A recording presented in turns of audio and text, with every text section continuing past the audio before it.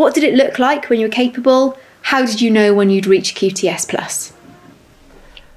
For me, it was much more independence now. So it was a case of looking at, when I'm reflecting on the lesson. In the past, it would be my subject mentor ask me how did it go, and it would be a case of, I'm not sure, I think this went well, I think this could be improved.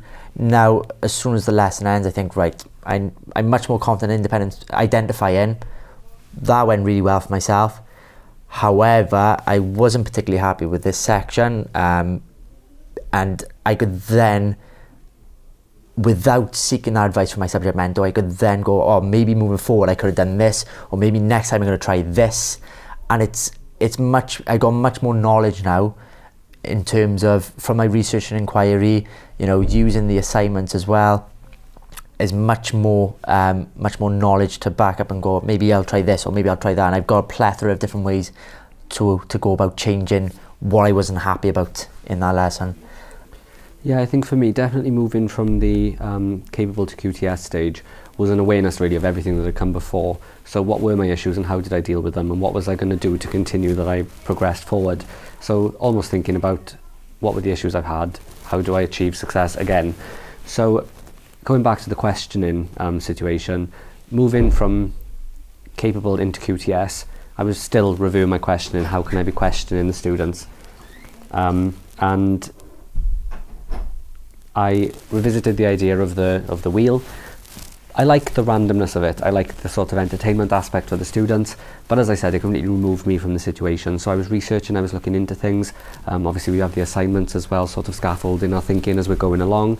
And I really wanted to try and bring some of that fun to the questioning, to the environment, to the classroom culture.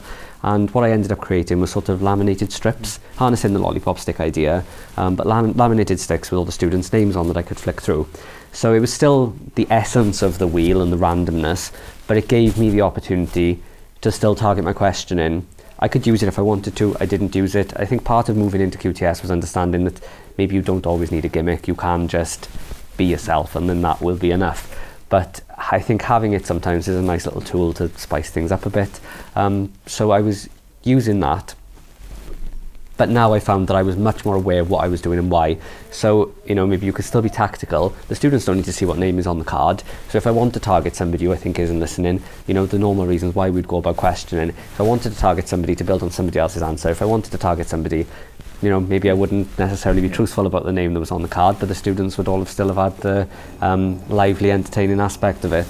So I think definitely from moving from capable to QTS is that understanding what you are doing and why. It's almost as if you're thinking constantly, what am I doing, why am I doing it? And that was definitely when I felt that I knew I was at the QTS stage.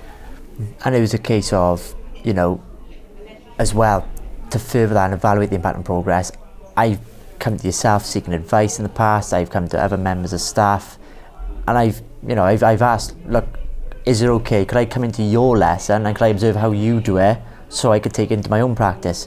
And again, the RE department got a fabulous task which is all around Dr. Ice, and they call it a Dr. Ice Placemat Challenge, where again, the learner's deepening his thinking through this task, they're working in groups, they're role modelling, they all have a particular section of a topic and they're all role modelling that. And again, it's engaging because they have a quiz, a test of knowledge and understanding at the end then. And is that entertainment, that competitive element then? Because if they don't get full marks on that test of K and U, they then look and go, oh, well, who's role modelling that section? We didn't get the answer for that. Oh, you didn't write that down. And again, it's challenging them, and it's, it's under time constraints.